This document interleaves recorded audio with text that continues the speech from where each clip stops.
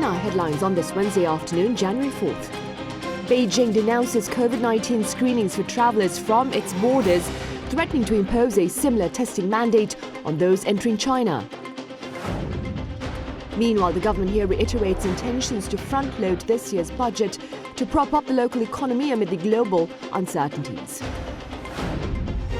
Over in the US, the House of Representatives fails to elect a new speaker, forcing the chamber to host several votes for the first time in over 100 years. We start with news of more positive COVID-19 test results after screenings of travellers into Korea from China. Now, 73 short-term visitors from the neighbouring country were found to be infected with COVID-19 on the second day of mandatory PCR tests upon arrival. Now, this is out of 281 short-term visitors who tested at Incheon International Airport, meaning more than 1 out of 4 short-term travellers from China had COVID-19. Now, close to 2,200 people from China have entered South Korea over the past 2 days. Infected individuals are required to isolate for a week at a makeshift quarantine centre near the airport. More temporary quarantine centres will be set up in the capital region. Meanwhile, the test results for long-term visitors have yet to be disclosed. And in related news, China is condemning the latest COVID-19 testing requirements for travellers from the mainland, claiming the measure is politically motivated. Our Lee Seung-jae has more on Beijing's remarks and its planned retaliation. The Chinese government has slammed COVID-19 testing requirements imposed on passengers traveling from China and threatened countermeasures against countries involved. We are firmly opposed to attempts to manipulate the epidemic prevention and control measures for political purposes, and will take corresponding measures in different situations according to the principle of reciprocity. The Foreign Ministry spokesperson added that the entry restrictions that some countries imposed on China only lack scientific basis, calling them unacceptable. The comments come as a growing number of countries followed suit in imposing stricter measures against travelers from China, including Australia and Canada. Other countries like South Korea, the US, UK, India, Japan, and several European nations had already announced tougher COVID-19 measures amid concerns over a lack of data on infections in China and fears of the possibility that new variants may emerge. Meanwhile, the EU is also set to impose stricter measures following a meeting with the EU Health and Safety Commission, posting on Twitter that EU member states have agreed on a coordinated approach to the evolving COVID-19 situation, including the impact of increased travel from China. One official taking part in the meeting noted that an overwhelming number of member states were in favor of pre-departure testing for all travelers from China. More countries might follow suit, as China has been reporting a flare-up of new variants in different parts of the country, including the XBB and BQ.1 variants. Experts say the XBB variant is hard to treat and could even be resistant to the available vaccines. With the variants being reported more and more throughout the country, China could potentially see even more explosive COVID-19 cases moving forward. Lee Seung-jae, Arirang News. Meanwhile, back on the local front, the parliamentary probe into the events surrounding the tragic Itaewon crowd crash in late October launched its first hearing session earlier on this Wednesday. Among those summoned today are National Police Chief Yoon Hee-keun, Chief of the Seoul Metropolitan Police Agency Kim Kwang-ho, and the Chief of Yongsan Fire Station Choi Sung-bom. A total of 44 relevant officials have been summoned, with all but 7 absent. Now, of the absentees, an order to appear at the Nat'l Assembly on this afternoon, that is on this Wednesday afternoon was issued for 5 of them. The second hearing takes place on Friday, with Interior Minister Lee Sang-min and Seoul Mayor Oh Se-hun set to appear. The Yoon administration is planning to spend to save the Korean economy from a severe slowdown this year. The plan was shared during an economic meeting earlier on this Wednesday. Our Kim Yeon-sung reports. The South Korean government is set to kick off the year with some aggressive spending. The finance ministry on Wednesday said that it's going to spend more than half of the funds early in the year. We will rapidly put over 65% of the central government's funds to use in the first half of the year, the highest level of spending ever. The local governments will follow suit and spend more than 60% in the first half of the year. This comes amid high inflation and slowing employment. The ministry projects this rocky start to continue throughout the first half of the year and rebound in the latter half. So it's also making a bold move to try to boost employment. It's pulling forward recruitment dates and spending over 70% of its job budget in the first half of 2023. For inflation, it's putting some extra measures in place to tame prices ahead of this Seollal or Lunar New Year holiday. We will try to lower the prices of 16 commodities that are in high demand, including apples, pears and pork, by supplying 208,000 tons of goods, which is the most ever, and providing 30 billion Korean won for discounts. That's more than $23 million of discounts for the items that are most in demand during this Seollal holiday. The minister also vowed to consider the needs of those living under the poverty line. With energy prices soaring and temperatures dropping, those living in poverty may struggle to keep their homes warm. The ministry will in turn boost discounts for energy prices as well. Kim Hyun-sung, Arirang News. Meanwhile, as part of efforts to curb plunging property prices, regulations related to real estate transactions in most districts of capital Seoul will be eased. Now, out of 25 districts here in Seoul, 4 will remain on the speculative area list starting this Thursday from the current 15. And under the new guidelines, the pre-sale price cap system will be lifted in all districts with the exception of the 4, namely Yongsan-gu, Seocho-gu, Gangnam-gu and Songpa-gu. Also, the reselling of property will be possible within a shorter ownership period. Currently, sellers are required to have owned their property for between 4 and 10 years, depending on district, before they can sell it. The new plan seeks to lower the ownership period to between 1 and 3 years, again, depending on district. Meanwhile, restrictions on loans for partial deposits will also be eased. This includes lifting loan limits, which had been set at 500 million won, or roughly $400,000 per person. On the trade front, Korea's largest trade surplus last year was with Vietnam for the first time ever. According to the Trade Ministry, exports to Vietnam last year amounted to almost $61 billion. Meanwhile, imports from Vietnam reached almost $27 billion, resulting in a surplus of some $34 billion. Officials are linking this finding to increased investment and collaboration between the two countries in 2022, during which they marked their 30th diplomatic anniversary. Now, Korea's second largest trade surplus was with the US at $28 billion, followed by Hong Kong and India. Korea's surplus with China dropped to 22nd place amid the latter's earlier zero-COVID policy.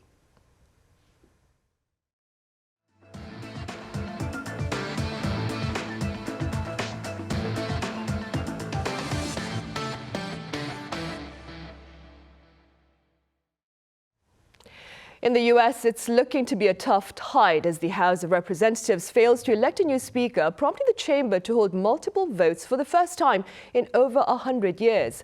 Our Ian Jin has the latest.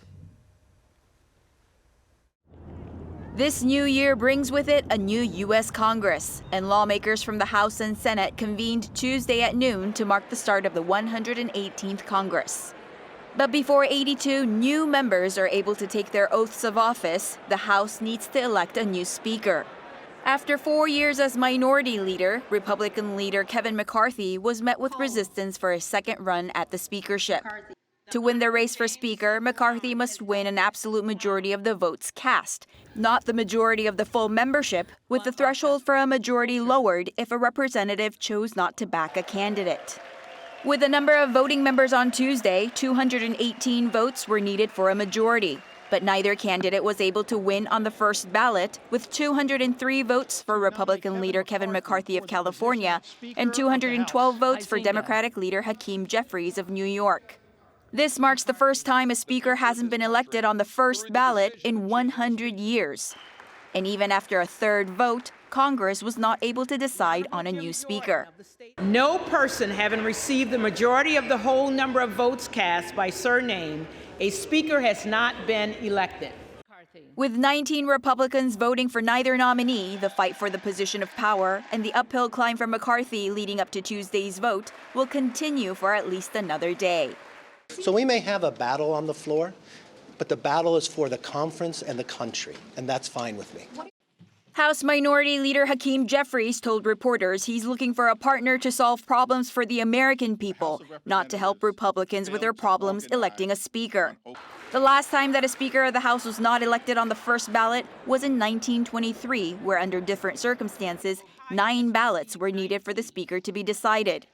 Kevin McCarthy is left with the choice of either negotiating with his hardline critics or teaming up with the Democrats. 이은진, Arirang News.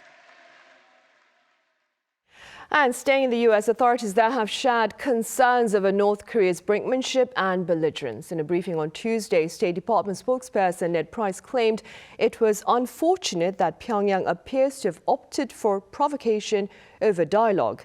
He added the U.S. has been seeking a diplomatic solution to ridding the Korean peninsula of nuclear tensions, but that North Korea has been refusing to talk. He also vowed a firm response from Washington to blatant displays of defiance. Also, on North Korea-related news, reports in Japan say former North Korean Foreign Minister Ri Yong-ho was executed last year. Citing unnamed sources that would be familiar with the matter, Japan's Yomiuri Shimbun said Wednesday that the execution was carried out sometime last summer or autumn. It also claims 4 or 5 more officials from North Korea's foreign ministry were executed around that time. Although the exact reason for the executions is unclear, the Japanese newspaper says that some of those put to death, including Ri Yong-ho, had worked at the North Korean embassy, that is, over in the UK. And on the security front, pundits here believe tensions on the peninsula are poised to escalate amid North Korea's aggressive posture with regard to its weapons ambitions. Our Peonje covers their thoughts. Many experts on North Korea say that heightened tensions on the Korean peninsula will remain throughout this year, as the regime will not be changing its hardline policy against South Korea and the U.S. The North first set this policy in December 2019, few months after the Hanoi summit with the U.S. ended in failure. There is no sign that North Korea has changed its policy direction. So I think this year, 2023, North Korea has continued to conduct their nuclear and missile tests, including 7th nuclear test. Speaking on New Year's Eve, North Korea's leader Kim Jong-un called for an exponential increase in his regime's nuclear weapons arsenal, calling South Korea an undoubted enemy. He also ordered the development of a new ICBM, which appears to show the regime's efforts to create one using solid fuel.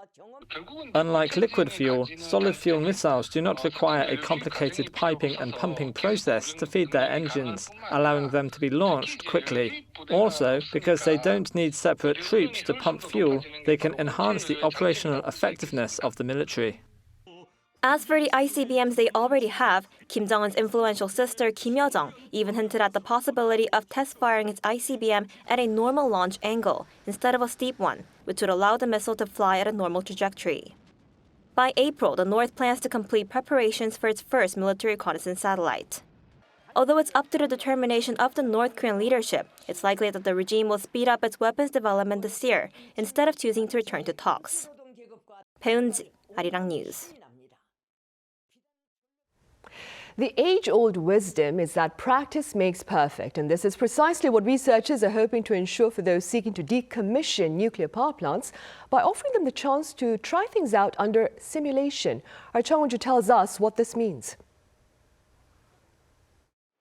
This is Unit 1 of the Kori nuclear power plant in Busan. It's been suspended since 2017. The nuclear fuel rods inside will one day need to be taken out, but that requires a special tool. South Korean researchers have developed a type of simulator to help people learn how to dismantle nuclear power plants. The worker can alter the position and shape of the cut and change the intensity of the laser according to the thickness of the wall. Data on laser properties, wall thickness, and dimensions were taken into account during the simulator's development. Researchers also replicated the underwater environment inside the reactor and used the various data during the development stage. The simulator helps operators practice cutting methods that generate minimal secondary waste and even trains people on how to efficiently load cutting waste into containers. Since it's impossible to know how much laser power is needed or how to set the speed, this simulator helps us predict how to work while controlling the output to some extent. The global nuclear power plant decommissioning market is expected to reach around $150 billion by the year 2050. It is also expected to expand further as there are over 200 nuclear power plants that have been permanently shut down worldwide and almost 300 that have been in operation for more than 30 years and are considered to be old.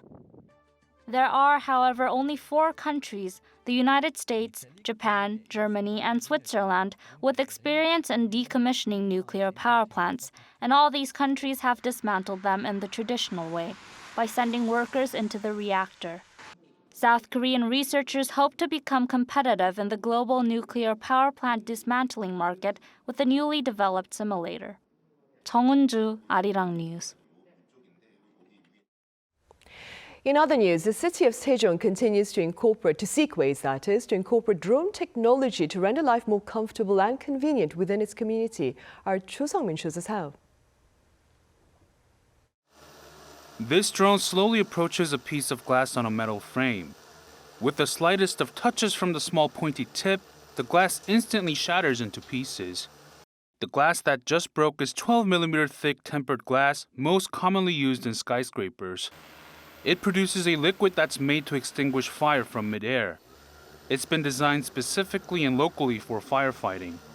The demonstration trials were originally supposed to get underway on top of a second-story building, but an issue with the GPS got in the way. While issues over GPS remain, it also showed limitations in its ability to receive and send transmissions. I hope we succeed in advancing the drones to make them useful.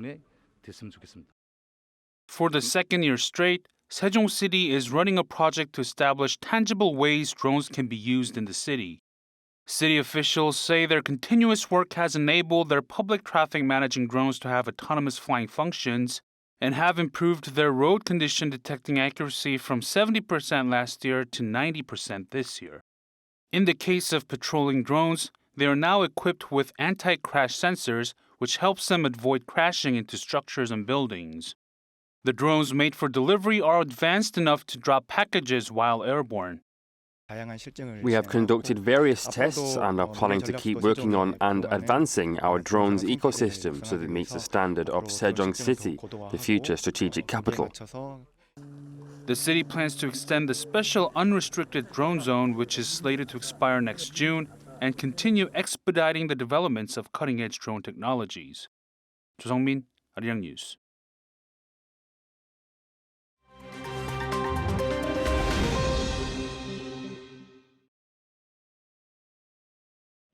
Let's take a look at what's going on in the world now.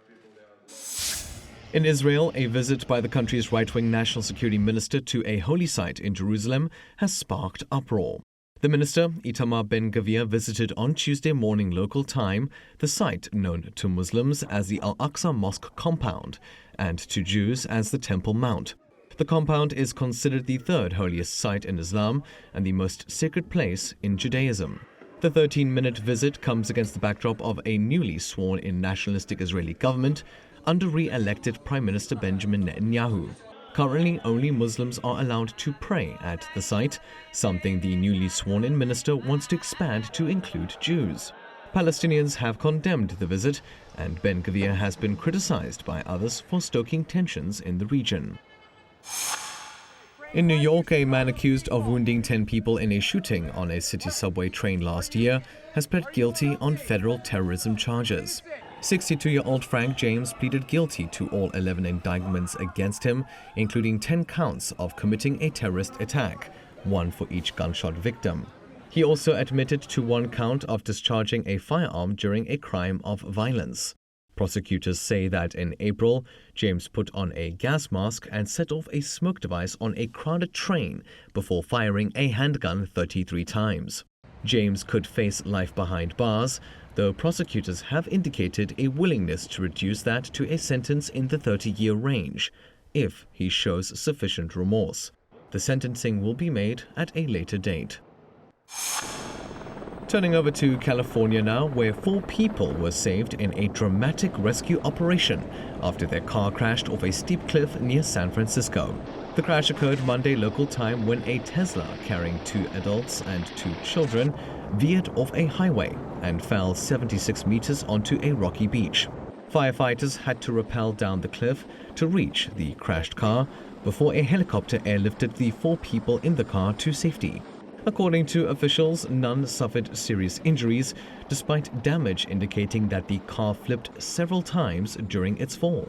While the cause of the accident is still unknown, authorities believe none of the vehicle's self-driving features were active at the time. And finally, Cristiano Ronaldo has been officially unveiled as a new player for Saudi Arabian football club Al-Nassr. Ronaldo's official presentation took place among the cheers of thousands of fans and fireworks on Tuesday at Al-Nassr's Rasul Park Stadium in the Saudi Arabian capital of Riyadh. This comes after the 37-year-old signed a 2.5-year contract to play in the Saudi Pro League in a deal with more than $200 million per year. Speaking on his career, Ronaldo said that it's still not over and that his work in Europe was done. Matthew Ashley, Arirang News.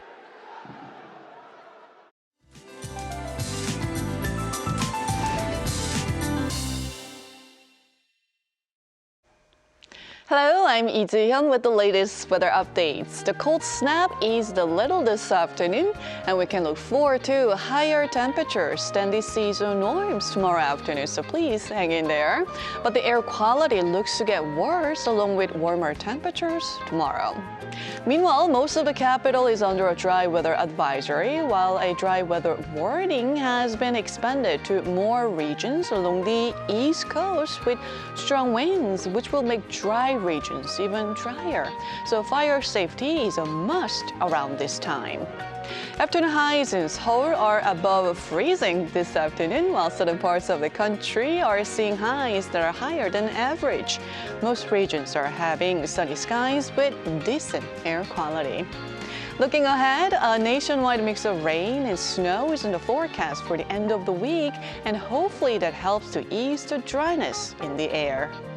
With that in mind, here's a look at the weather conditions around the globe.